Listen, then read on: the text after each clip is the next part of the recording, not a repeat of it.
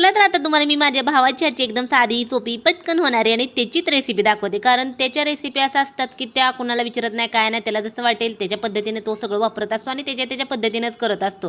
त्यामुळे हे जे करतोय ना ते त्याच्यासाठी एकट्यासाठीच खायला पण बनवते. त्यामुळे मम्मीने काय केलं होतं, भाकरी केलत्या आणि भाकरी केलेला तवा गरम होता आणि गरम तव्यामध्ये कसं तेल वगैरे घातलं, बाकीचे मसाले घातले की मसाले लगेच करपतात. त्यामुळे त्याने सुरुवातीला टोमॅटो घातला आणि नंतर मसाला घातला, थोडीशी हळद घातली, चिकन मसाला पण घातला होता आणि थोडीशी मटकीची डाळ एक 10-15 मिनिटं भिजत घातली होती. मटकीची डाळ, बटाट्याची साल काढून बटाट्याची भजी आपण बनवण्यासाठी कसं गोल गोल बटाटा कट करतो तसा गोल गोल बटाटा कट केला आणि नंतर वरून थोडंसं मीठ घातलं आणि लसूण असा जाडसरच टाकलाय, तुम्ही बघू शकता. तर त्याचं असंच असतं, कधी काय टाकेल काय पत्त्या लागत नाही, पण तो जो काय बनवतो ना ते एक नंबर होतं. नंतर थोडीशी चटणी घालायची, सगळं व्यवस्थित मिक्स करायचं आणि पाणी वगैरे घालून थोडासा शेंगदाण्याचं कूट घालून एकदम कमी गॅसवर शिजवायचं. खरंच खूप मस्त आणि एकदम टेस्टी होतं. त्यामुळे त्यानं कसं बनवलं आहे तर ते नक्की सांगा आणि बाय.